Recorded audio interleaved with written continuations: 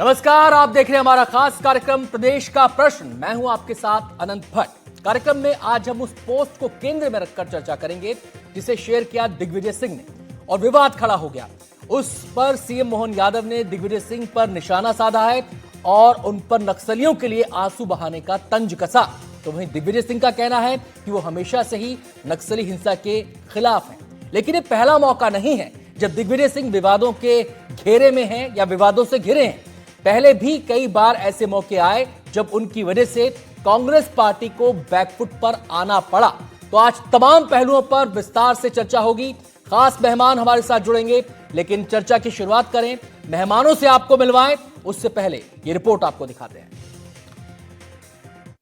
जो वहां बोलते हैं या दिग्विजय सिंह बोलते हैं। मैं नक्सली हिंसा का घोर विरोधी हूं। ये नक्सलवादियों के लिए आंसू बहाते हैं। अगर वो आत्मसमर्पण करते हैं तो बिना शर्त के स्वीकार करना चाहिए। नक्सली हिडमा के एनकाउंटर के बाद पूर्व सीएम दिग्विजय सिंह ने एक पोस्ट सोशल मीडिया पर शेयर किया था। इस पोस्ट के बाद से दिग्विजय सिंह लगातार बीजेपी के निशाने पर हैं। भोपाल में एक कार्यक्रम में पहुंचे सीएम मोहन यादव ने कांग्रेस पर सेना के शौर्य पर सवाल उठाने का आरोप लगाया, तो वहीं दिग्विजय सिंह पर नक्सलियों के लिए आंसू बहाने का आरोप लगा दिया। हमारे दुश्मनों को हम घर में घुस के मार रहे हैं, सेना उसका बदला ले रही है, लेकिन ये कांग्रेस कभी समझने को तैयार नहीं। जो वहां बोलते हैं या दिग्विजय सिंह बोलते हैं, नक्सलवादियों को हमारे लोग, हमारी सेना मारती है और ये नक्सलवादियों के लिए आंसू बहाते हैं। पता नहीं कांग्रेस कब सुधरेगी, एक जैसे ही लाइन पे चलती है, समझ में नहीं आता करना क्या है। इधर बीजेपी के निशाने पर आए दिग्विजय सिंह ने खुद को नक्सल हिंसा का विरोधी बताया है।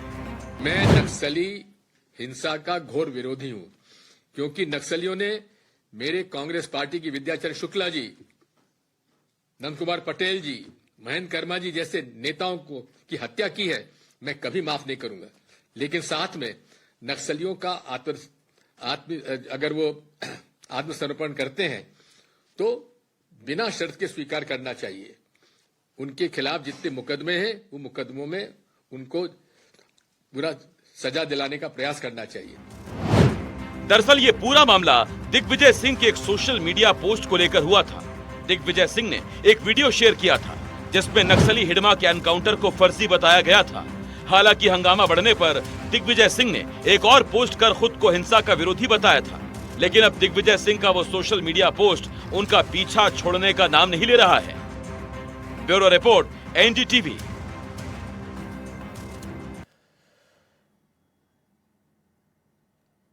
तो आपको बता दें, नक्सलियों का पोस्टर बॉय, जो नक्सलियों की खूंखार खतरनाक यूनिट है बटालियन नंबर 1, उसका मुखिया हिडमा, उसकी माताजी के पास खुद डिप्टी सीएम गए थे।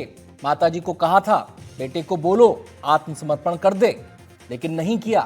बेटा हथियारों में इंटरेस्टेड था। आखिरकार सुरक्षा बलों के अभियान के दौरान हिडमा मारा गया। एक बड़ा झटका नक्सलियों को लगा, लेकिन उसी हिडमा को लेकर एक एक्टिविस्ट का पोस्ट शेयर कर दिया, जिसको लेकर सवाल उठने लगे कि दिग्विजय सिंह आखिर हिडमा के बारे में, नक्सलियों के बारे में सोचते क्या हैं, और इसी की वजह से विवाद खड़ा हुआ है। और ये कोई पहला मौका नहीं है जब विवादों के केंद्र में दिग्विजय सिंह आए हैं, और ये विवाद खड़ा होने के बाद मौका मिल गया बीजेपी को भी कि वो तुरंत घेराबंदी शुरू कर दे, दिग्विजय सिंह की भी और कांग्रेस की भी। और सीएम मोहन यादव ने इसी को आधार बनाकर सीधे सीधे तंज कसा, निशाना साधा, न केवल दिग्विजय सिंह पर बल्कि कांग्रेस पार्टी पर भी, क्योंकि उनके पास आधार था, उनके पास आधार है। और ये कोई पहला मौका नहीं दिग्विजय सिंह ने ऐसी बातें कही हों या अपने बयान के किसी वजह से वो विवादों में घिरे हों। एक लंबी फहरिस्त है, उनका भी जिक्र आ जाएगा इस चर्चा के दौरान। लेकिन सीएम मोहन यादव ने सवाल खड़ा कर दिया, जो हमारे वीर जवान हैं, सपूत हैं, जो दुश्मन की घर में घुसकर उसको मात देते हैं, जब उनके बारे में सबूत मांगे जाते हैं तो सवाल उन्होंने कांग्रेस पर भी खड़ा कर दिया। तमाम पहलुओं पर चर्चा होगी। हमारे साथ खास मेहमान जुड़े हुए हैं। हमारे साथ मंजरी जैन जी हैं, जो कि प्रवक्ता हैं बीजेपी की। बहुत बहुत स्वागत है मंजरी जी आपका। इसके अलावा शहरयार खान हमारे साथ हैं, प्रवक्ता हैं कांग्रेस के। शहरयार साहब, बहुत बहुत स्वागत है आपका। डॉक्टर अजय चंद्राकर, नक्सल मामलों के जानकार, हमारे साथ जुड़ रहे हैं। डॉक्टर साहब, बहुत बहुत स्वागत आपका भी। और डॉक्टर पीके मिश्रा, रिटायर्ड एडीजी बीएसएफ हमारे साथ इस चर्चा में शामिल रहेंगे। तो दो ऑफिसर हमारे साथ इस समय हैं जिन्होंने फील्ड पर रहकर नक्सलवाद के इस दंश को देखा है बेहद करीब से, और उनके जवानों ने इस दंश को झेला है बेहद करीब से। मंजरी जैन हमारे साथ अभी थोड़ी देर में जुड़ेंगी। सबसे पहले मैं शहरयार साहब का यहां पर रुख करना चाहूंगा, और वैसे भी सर मुझे आपके पास ही सबसे पहले आना था क्योंकि आपके जो नेता हैं दिग्विजय सिंह, उनके द्वारा शेयर किया गया एक पोस्ट विवाद के केंद्र में आ गया है। सबसे पहले तो मैं आपसे यही जानना चाहूंगा आपका इस पर टेक क्या है? देखिए आनंद जी, दिग्विजय सिंह जी ने आप ही की बाइट में जो मैंने देखा और सुना और मेरे को पता है, उन्होंने कभी भी नक्सली गतिविधियों का समर्थन नहीं करा। कांग्रेस पार्टी वो पार्टी है और दिग्विजय सिंह वो शख्स हैं जिन्होंने संपूर्ण भारत में नक्सलियों के दंश को सबसे पहले झेला। हमारे एक पूर्व मंत्री थे लिखीराम कावरे जी, जिनको नक्सलियों ने मंत्री रहते हुए, पद पे रहते हुए उनका सर कलम करा था और निश्चय हत्या करी थी। तो निश्चित ही हमसे ज्यादा ये दंश को और कोई नहीं महसूस कर सकता। और दिग्विजय सिंह जी ने खुद बोला कि वो नक्सली हिंसा के कभी भी समर्थक नहीं रहे, उसकी भर्त्सना करते हैं। और जो नक्सली सिलेंडर कर रहे हैं या आत्मसमर्पण कर रहे हैं, उनके जो केस हैं वो केसों में ट्रायल होने के बाद उनको सख्त से सख्त सजा दी जाए, जिससे कि नजीर स्थापित हो। ये उनका बयान एक सफाई के तौर पर आया, लेकिन जिस वीडियो को लेकर चर्चा हो रही है, जिस वीडियो को लेकर विवाद हो रहा है, सवाल उसने खड़ा किया। मैं आपसे एक सिंपल सा सवाल जानना चाहता हूं कि अगर मान लीजिए किसी व्यक्ति की कोई पोस्ट आपको अच्छी लगी तभी आप उसे शेयर करेंगे, मान लीजिए किसी व्यक्ति का कोई वीडियो आपको अच्छा लगा तभी आप उसे शेयर करेंगे, पहले देखने समझने सुनने के बाद आप शेयर करेंगे। कोई भी व्यक्ति यही करता है, यही पैमाना होता है किसी भी चीज को शेयर करने का, उस पर कमेंट करने का। वरना बहुत सारी चीजें सोशल मीडिया पर आती हैं जाती हैं, कोई ध्यान तक नहीं देता। ऐसे में सवाल यह है कि अगर आप किसी चीज को शेयर कर रहे हैं तो उसमें क्या कहा जा रहा है, क्या नहीं कहा जा रहा है, उसके मायने भी तो समझने होंगे, उसका क्या संदेश जाएगा।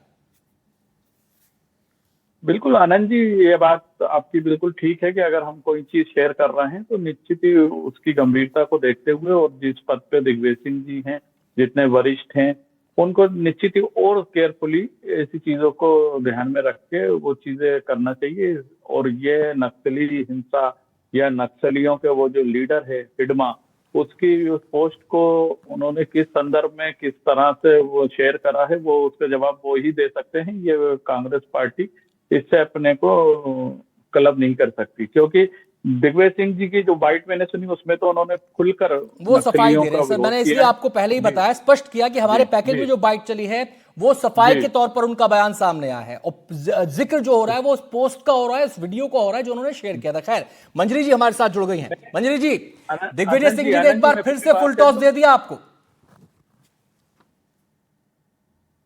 की जो मानसिकता है वो हमेशा से जो है वो सेना पर सवाल उठाने के लिए है, हमेशा से माओवादियों का पक्ष रखने के लिए है। जो हिंदुस्तान की सेना है उसके ऊपर सवाल उठाते हैं। ये पूरी कांग्रेस की मानसिकता है, चाहे वो राहुल गांधी हो चाहे दिग्विजय सिंह जी हो। हमेशा से सेना के शौर्य पर सवाल उठाया है, उसके सबूत मांगते हैं, फर्जी एनकाउंटर करार देते हैं, माओवादी के साथ खड़े नजर आते हैं। तो निश्चित तौर पर ये हमारे सेना के और हमारे जवानों का मनोबल तोड़ने जैसी बातें होती हैं। तो मुझे समझ में नहीं आता कि ये देश विरोधी बातें क्यों करते हैं, इनकी क्या मानसिकता है। क्या आप सत्ता के लिए या गद्दी के लिए इतना गिर जाते हैं कि आप सेना पर और जवानों पर हमारे जो है वो सवाल उठाने लगते हैं। हिडम्मा से आपको सहानुभूति है, माओवादियों से सहानुभूति है, आतंकवादियों से सहानुभूति है, आपको पाकिस्तानियों से सहानुभूति है, उनके लिए हमेशा आपके प्रेम भरे शब्द निकलते हैं। वहीं अगर देश की बात आती है तो आप, मैं कहती हूँ सिर्फ सेना, एयर स्ट्राइक हो या सर्जिकल स्ट्राइक हो या भगवान राम हो, राम सेतु, हर चीज पर सवाल उठाते हैं। अभी गीता जयंती पर सवाल उठा रहे थे, अभी मैं एक डिबेट से आ रही हूँ, उसमें इन्होंने गीता जयंती पर भी सवाल उठा दिए। तो ये जितने भी हिंदुस्तान विरोधी ताकतें हैं उनके साथ खड़े नजर आते हैं। ये इनकी मानसिकता। बड़ी बात कह रही है मंजरी जी, तुरंत मुझे कांग्रेस का रिएक्शन लेना होगा यहाँ पर। शहरयार साहब, इन्होंने कहा कि दिग्विजय सिंह जो बयान देते हैं उसकी प्रेरणा पार्टी के अंदर से ही आती है, पार्टी के जो आला नेता हैं उनसे ही उसकी प्रेरणा मिलती है, और वो केवल मसला नक्सलवाद या आतंकवाद का नहीं है। अगर देश के दुश्मनों के खिलाफ हमारी सेनाएं कार्रवाई करती हैं तो उनको लेकर भी क्वेश्चन उठाए जाते हैं। आनंद जी, मेरे को तो आप 2 मिनट का समय दीजिए। बिल्कुल है सर, बिल्कुल है, मैं इसलिए तुरंत आपके पास आया हूं, तुरंत मैं आपके पास आया हूं कि आरोप लगा है, जवाब दीजिए। जी, मंजरी जी मेरी बहन, आपको यह भी ध्यान रखना चाहिए, इसी सेना की वो वीर बेटियों का जो इस पहलगाम की घटना के बाद ब्रीफिंग कर रही थी, उसको आपके एक मंत्री ने, जो मध्य प्रदेश से संबंध है, विजय शाह, अगर आप नाम भूल गई हो, तो विजय शाह पे आज तक क्या कार्रवाई हुई? वो मंत्रिमंडल में बने हुए हैं। बीजेपी करे तो गप गप, और कांग्रेस कोई विपक्ष के नाते सवाल करे। बताइए आप, इसमें पुलवामा में 5 क्विंटल आरडीएक्स कहाँ से आ गया, और वो 40 हुए शहीद सैनिकों का परिवार का आज क्या हाल है, और उनको इंसाफ मिला कि नहीं मिला? ये पहलगाम की बात कर ले तो यहाँ पर कैसे घुस के आ गए? आपके पास गृह मंत्रालय है, आपके पास रक्षा मंत्रालय है, आपके पास सीमा सुरक्षा बल है, तो ये पाकिस्तान से कैसे आ जाते हैं? आप बात कर रहे हैं कि घुसपैठिए, तो घुसपैठियों को लाना और उस पर नजर रखने की जिम्मेदारी पिछले 11 साल से किसकी है? ये जवाब दीजिए। इस पे कोई जवाब नहीं। आपका एक सांसद वहां पहलगाम में अपनी शादी की सालगिरह मना रहा था, और 4 आतंकवादी आते हैं और मार के चले जाते हैं। सेना बाद में ढोल बजाती है कि हमने एयर शहर स्ट्राइक साहब, कर दी। आपने अरे अपनी बात कह ली, लेकिन जो सवाल मंजरी जी ने उठाया उसका भी जवाब दे दीजिए। ऑपरेशन सिंदूर का मसला हो, सवाल उठ गए। ट्रंप कह रहे हैं मानेंगे, देश की सरकार कह रही है, देश की सेना कह रही है नहीं मानेंगे। ट्रंप कह रहे हैं डेड इकोनॉमी है, मानेंगे, लेकिन देश के इकोनॉमिक आंकड़े जो हैं वो रास नहीं आते हैं। ये भी तो सवाल उठते हैं ना। बिल्कुल, आपने बहुत अच्छी बात करी। हमारे सीडीएस विदेश में जाके बोलते हैं कि हाँ, ये चीज हमें बताने में दिक्कत है कि वो एयर स्ट्राइक करी। ये हम तो नहीं बोल रहे। सीडीएस किसके अंतर्गत आते हैं? रक्षा मंत्रालय के, गृह मंत्री, प्रधानमंत्री के। वो भारत में जवाब ना देके विदेशी मीडिया को जाके जवाब दे रहे हैं। तो इसकी अकाउंटेबिलिटी किसकी है? भारत सरकार की, प्रधानमंत्री मोदी की, शाह की, कि सिर्फ उनको मैं ये बात मंजरी जी के सामने रखूंगा सर, लेकिन जो सवाल आपसे पूछा गया उसको तो जवाब दे दीजिए कि जो सवाल उठे सेना के शौर्य पर, नक्सलवादियों के खिलाफ अभियान को लेकर, ये जो पोस्ट शेयर करना। एक मिनट सर, एक मिनट, आप अपने पक्ष का तो जवाब दीजिए सर। उनके पक्ष का तो जवाब उनसे लूंगा भी जाके मैं। आपने जो सवाल उठाया, मैं जा रहा हूं उनके पास। हाँ, अपने पक्ष का तो जवाब दे दीजिए। कांग्रेस पार्टी पिछले 75-76 साल हो गए देश की आजादी को, जब से लेके आज तक कभी भी सेना के काम में दखल नहीं दिया। सेना के शोर पे हमने कभी उंगली नहीं उठाई। सबूत तो मांगे गए थे। पिछले 11 साल में ये सरकार इवेंट ऑपरेशन सिंदूर पर ट्रंप की बातें तो मानी गई थी कि ट्रंप कह रहे हैं, ट्रंप ना हो गए, पता नहीं क्या ट्रंप कह रहे हैं ना। आनंद जी, आप बताइए, 76 साल में ऐसा कौन सा विदेशी देश है जिसने भारत के आंतरिक मामलों पर ये बोला कि मैंने अरे सर, सरकार तो डिनाई कर रही है, सरकार भी तो डिनाई कर रही है। खैर, अब ये मसला थोड़ा सा अब दूसरी तरफ चला जाएगा। मंजरी जी, जो सवाल शहरियार खान साहब ने उठाए, जरा उन पर जवाब दे दीजिए सर। आ रहा हूं सर आपके पास। आपका वीडियो फ्रीज हो गया, इसको पहले ठीक करा लें। आपका वीडियो फ्रीज हो गया, इसको पहले ठीक करा लें। मंजरी जी, जो सवाल उठाए शहरियार साहब ने, उस पर जरा जवाब दीजिए। नहीं, देखिए ना, ये कब इन्होंने जो है देश के लिए काम किया है।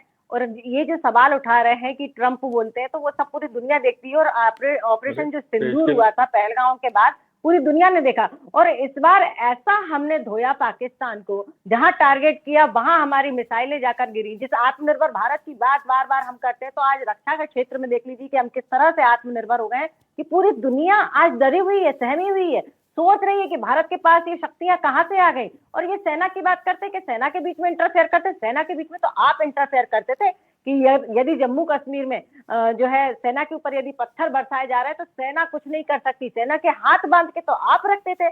हमने तो सेना को खुली छूट दी कि यदि कोई आतंकवादी आता है तो बिल्कुल ठोक दो। और हमने टारगेट करके जिस तरह से ऑपरेशन सिंदूर जो हुआ, वो पूरी दुनिया ने देखा, पूरी दुनिया ने देश का लोहा मान लिया। मैं आता हूं डॉक्टर अजय चंद्राकर जी का यहाँ पर मैं रुख करना चाहूंगा।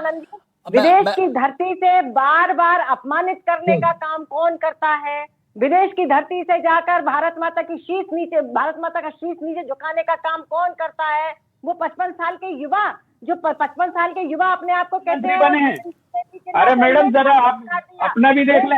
मोदी जी को इस भारत में पैदा होने पे शर्म आती थी, और नवाज शरीफ की बिरयानी खाने विगत देश को बताए मोदी जी बैठे 76 साल में कभी नहीं हुआ था।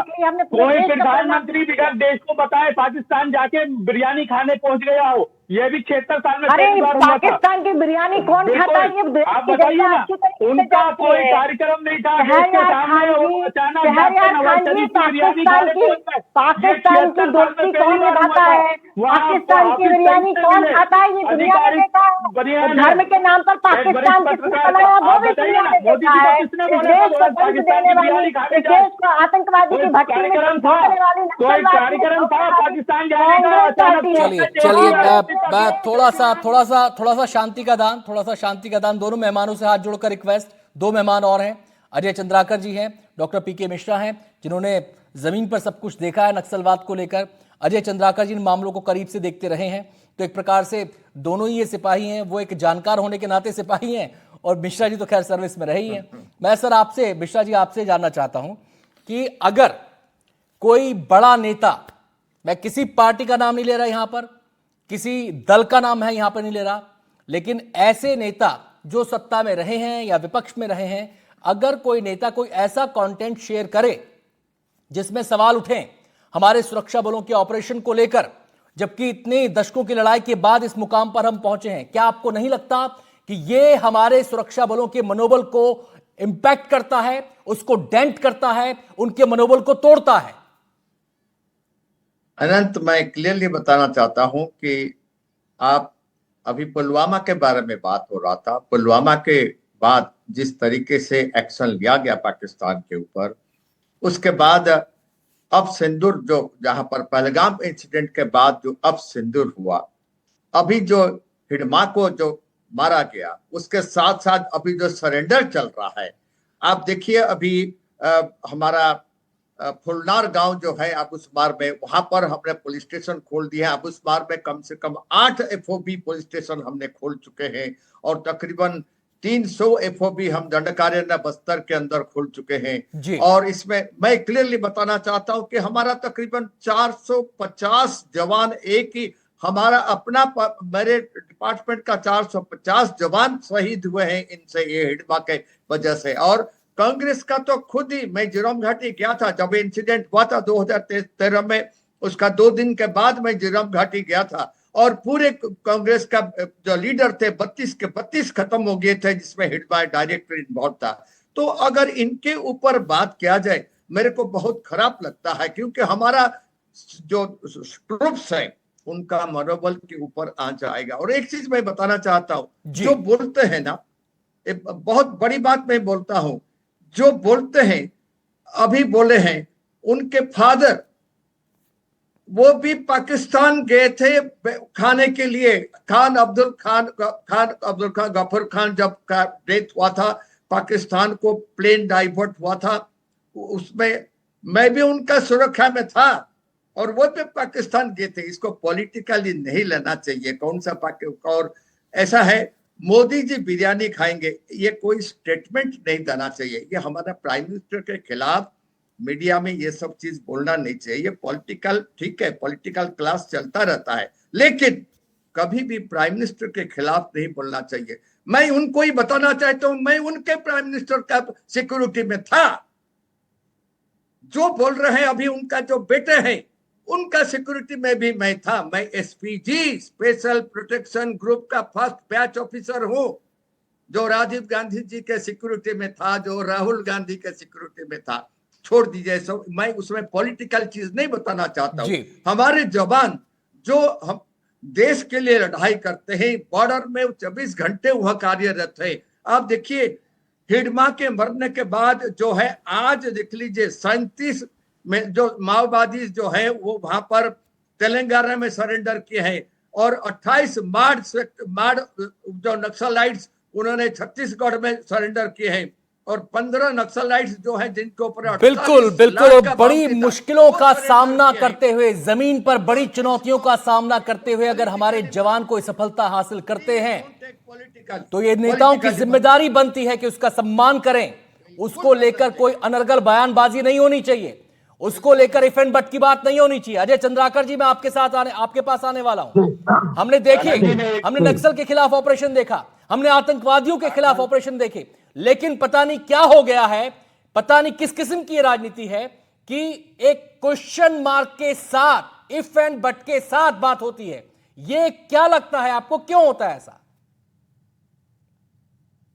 बिल्कुल अदन जी, यकीनन यह सत्य है, इससे इनकार नहीं है कि झीरम घाटी में कांग्रेस के बड़े लीडर और जिसका अविभाजित मध्य प्रदेश के लगभग 7 साल सीएम रहे, वो नाम काउंट कर रहे थे। लेकिन आपने ही तो कहा था 1 नवंबर 2000 को कि छत्तीसगढ़ के लिए सबसे बड़ी समस्या नक्सल समस्या है, और उस नक्सल समस्या में जो हिड़बा ग्रामीणों को मारा, मुखबिरों के ग्रुप में मारा, जो हमारे फोर्स के नौजवानों को मारा, जो हिड़बा आदिवासियों को मारा, जो हिड़बा विकास कार्य का विरोधी रहा, कितने स्कूलों को नष्ट किया, अस्पतालों को नष्ट किया, डैम को नष्ट किया, ब्यूरोक्रेसी को पहुंचने नहीं दिया, हमारे मतदाता जो मताधिकार में प्रयोग अपना करते थे, मतदान करते थे, तो यही हिड़बा जब हेलीकॉप्टर लेकर के वो मतदान करने वाली टीम वापस आती थी तो गोली चलवाते थे। कोई भी व्यक्ति हो जो बस्तर को जानता है, तो नक्सल समस्या को जानता है, वो इस तरह से किसी के पोस्ट के ऊपर रीट्वीट करना ये उचित प्रतीत नहीं होता। हम छत्तीसगढ़ में इसको राजा भंगदेव जी के समय जो गोली चला 1965 से लेकर के आज तक देखते आ रहे हैं। आज तो बस्तर की फिजा बदल रही है अनंत जी। आज यहां भी जिक्र हुआ खान अब्दुल गफ्फार खान, वो सीमांत गांधी कहलाए, उसका कोई कंपेयर नहीं हो सकता। वो जिस लेवल के व्यक्तित्व थे, या फिर महाकवि इकबाल की बात करेंगे आप, महाकवि इकबाल का कोई कंपेयर नहीं हो सकता। आप उतने एकेडमिक नहीं हो जो रीट्वीट करने वाले, जो सीमांत गांधी खान अब्दुल गफ्फार खान या फिर महाकवि इकबाल के ऊपर कुछ बोल सकते हो।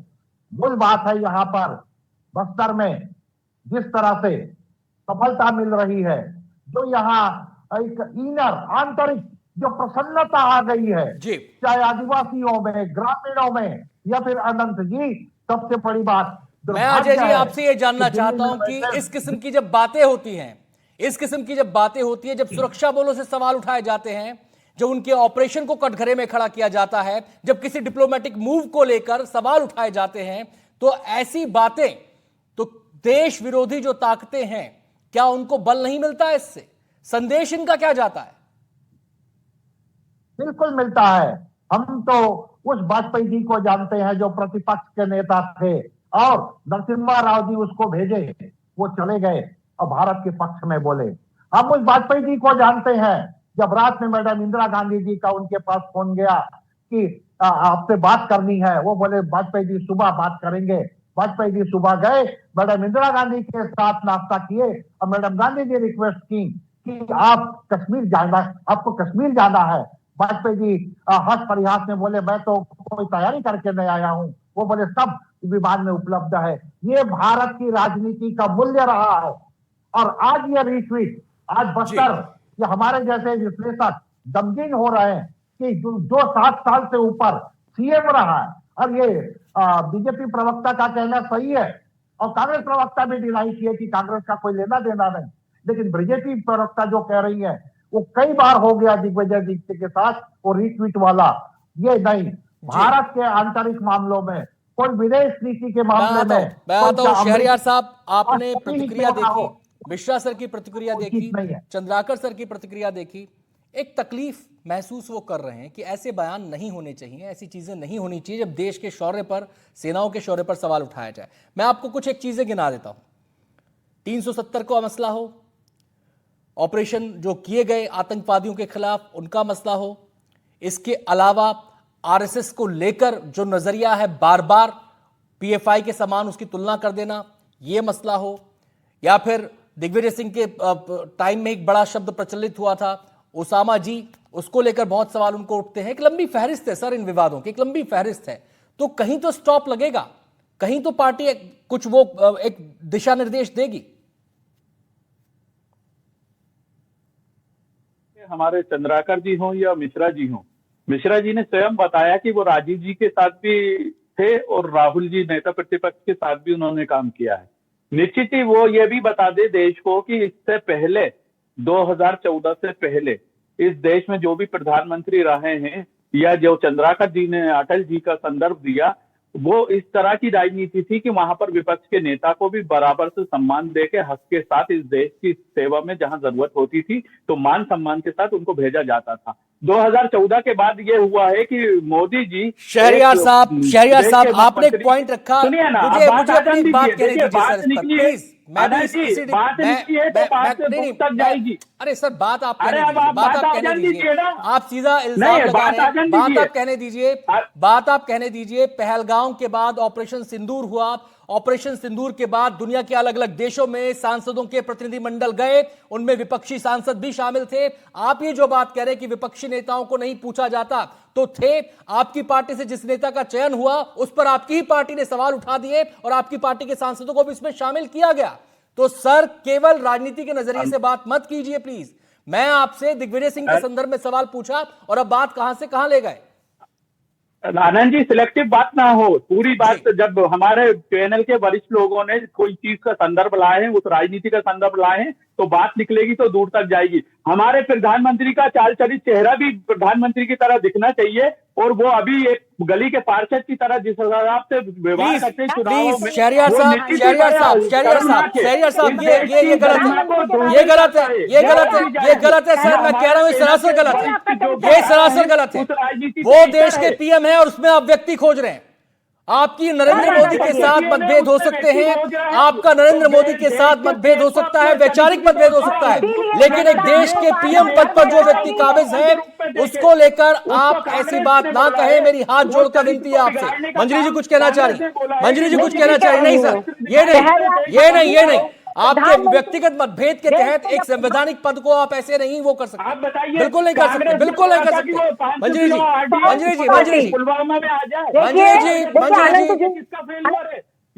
अब आप अपनी बात कह चुके सर। मैंने सवाल क्या पूछा था, बात को कहां से कहां ले गया, छोड़िए।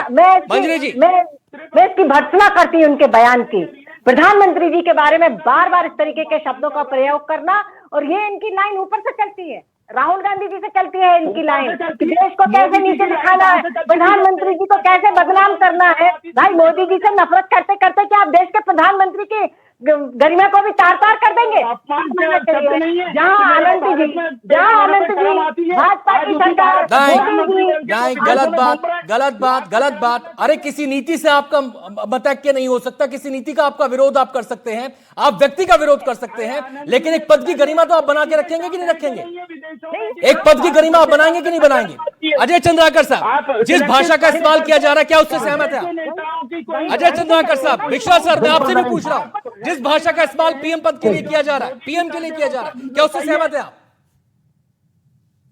देखिए यहाँ पर वैचारिक असमानता अलग जगह है किसी नीति के ऊपर, लेकिन किसी भी व्यक्ति को इंडिविजुअल रूप से इस तरह से अपन जो शब्दों का प्रयोग करते हैं, और ये आज भारतीय राजनीति में, मूल्य की राजनीति में जो ह्रास हुआ है, पतन हुआ है, ये चारों तरफ से क्षेत्रीय दल हो या राष्ट्रीय राजनीतिक दलों में यदा कदानी का अधिकार समय दिखाई दे रहा है। लेकिन जो व्यक्ति जितने बड़े पर महामहिम राष्ट्रपति जी हैं तो उनके प्रति आदर होना चाहिए। प्रधानमंत्री, हम वाजपेयी जी हमारे रायपुर में आए और वाजपेयी जी वो साफ बोले, इंदिरा जी की वो तारीफ की, हम लोग उपस्थित थे कि जब बांग्लादेश वाला जो घटना घटी थी, बांग्लादेश का निर्माण हुआ था, मैडम गांधी की वो तारीफ किए। तो यहाँ जो अच्छा काम किया प्रशंसा होनी चाहिए, विरोध करना है करके लूटताक तो कभी सर, आखिरी कमेंट आपका। बिल्कुल, जिस शब्दावली का इस्तेमाल पीएम के लिए होता है क्या उससे सहमत है आप? छोड़िए शहरियार साहब, आप अपनी बात कह चुके। मिश्रा जी, केवल बताना चाहता हूं कि व्यक्ति से मतभेद रखिए, पॉलिटिकल मतभेद रखिए, विपक्षी पार्टियां आपको करना भी चाहिए, सड़क पर उतरना भी चाहिए आपको, लेकिन गरिमा तो बनाएंगे कहीं पर। कभी भी देखिए, मैं क्लियरली बताना चाहता हूँ आनंद जी, मैं भी राजीव जी के साथ बिल्कुल था, मैं उनका सिक्योरिटी में था। राजीव जी ऐसा कभी भी, ऐसा वर्ड कभी भी इस्तेमाल नहीं किए थे जो मैं अभी सुन रहा हूँ हमारे प्राइम मिनिस्टर के खिलाफ। शुक्रिया मेरे को बहुत शुक्रिया हमारे साथ इस चर्चा में शामिल होने के लिए। समय की पाबंदी है, कोई ये ना सोचे कि मुझे बोलने का मौका नहीं दिया गया। सबको बराबर का बोलने का मौका दिया गया और अपने समय का इस्तेमाल बोलने में कैसे किया गया यह भी सोचना पड़ेगा। बहुत बहुत शुक्रिया सभी पैनलिस्ट का हमारे साथ इस चर्चा में शामिल होने के लिए। एक छोटा सा ब्रेक यहां पर ले रहे हैं, ब्रेक के बाद भी खबरें जारी हैं।